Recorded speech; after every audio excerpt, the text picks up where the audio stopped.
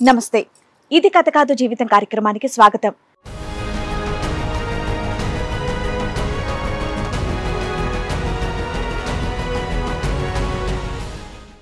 అయితే మా హస్బెండ్ చాలా బాగా చూసుకుంటారు మేడం. నన్ను ఏమైందో తెలియదు మేడం, టెన్షన్గా ఉంటున్నారు మేడం. అదే 1.5 year నుంచి జాబ్కి వెళ్తున్నానని చెప్పారు మేడం.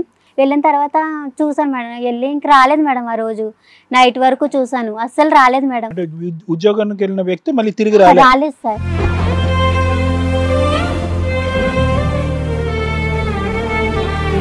బెడ్రూమ్లో బట్టలు అవి చక్కేస్తుంటే మేడం, అక్కడ బట్టల కింద ఫోన్ ఉంది మేడం, మా హస్బెండ్ది టచ్ ఫోన్.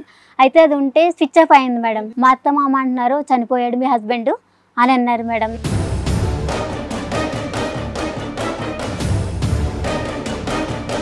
అత్తమామయ్యే, అమ్మ నాన్న కూడా కాదు. అంటే ఏంటి, సైకలాజికల్ గా ఇంట్లో సరిగ్గా ఉండేవాడు కాదు, బయటికి వెళ్ళిపోతూ ఉండేవాడు చెప్పా పెట్టకుండా.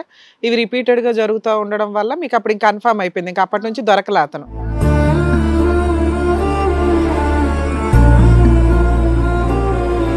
మా అమ్మ నాన్న మా అత్త మామలు ఏమన్నారంటే బాగున్నాడు కదా, బావని చేసుకో అన్నారు మేడం. భావం చేసుకోమన్నారా? అదే సెకండ్ మ్యారేజ్ చేసుకోమన్నారు మీ చుట్టాల అబ్బాయిని. నేనైతే ఒక బాబుకి తండ్రి ఎవరున్నారు, తనకి వయసుకు వచ్చే టైంకి తండ్రి ఎవరని అందరూ అడుగుతారు. తండ్రి లేడు అని అందరూ అంటారు. ఇంకా మ్యారేజ్ చేసుకోవడానికి సిద్ధపడ్డాను మేడం.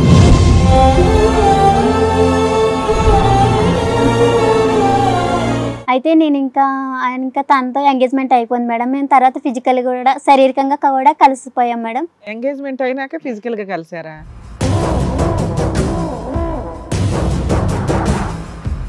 మ్యారేజ్ డేట్ కూడా ఫిక్స్ అయిపోయింది మేడం. తర్వాత శుభలేఖలు అన్ని ఇస్తున్నారు. తర్వాత నేను మామూలుగా వేరే పని మీద అలా వెళ్తుంటే మా హస్బెండ్ నాకు ఎదురొచ్చారు మేడం.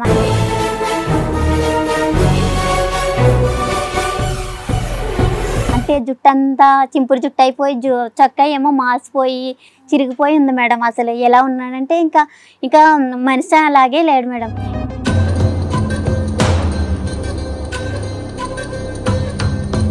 ఏం చేయాలనేది అందరికీ టెన్షనే. అవును మేడం. ఎందుకంటే ఒకటి అమ్మాయి ఫిజికల్ గా కలిసిపోయిన ఎంగేజ్మెంట్ అయిన ఒక వ్యక్తి, ఇంకొకటి సొంత భర్త వెనక్కి రావడం.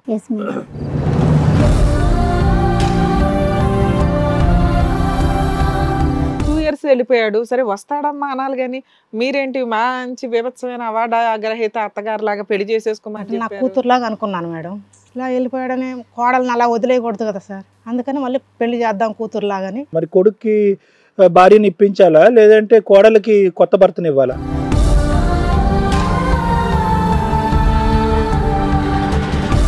పెళ్ళయి ఒక కొడుకు ఉండి 4 సంవత్సరాలు 5 సంవత్సరాలు కాపురం చేసిన అమ్మాయిని చేసుకోవాలని ఎందుకు అనుకున్నారు?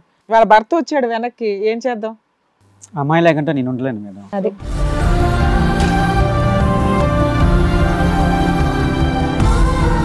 మరి తిరిగి వచ్చాక ఈ అమ్మాయికి ఆల్రెడీ మ్యారేజ్ సెటిల్ అయిందని తెలిసింది. ఎంగేజ్మెంట్ అయ్యాక వాళ్ళిద్దరు ఫిజికల్ గా కూడా కలిసారంట, తెలిసిందా మీకు? ఆయన కూడా ఉండమని ఇద్దరం ఉంటాం. అయ్యో కానీ అయ్యో నువ్వే దగ్గరుండి కన్యాదానం చేసేలాగా ఉన్నావు.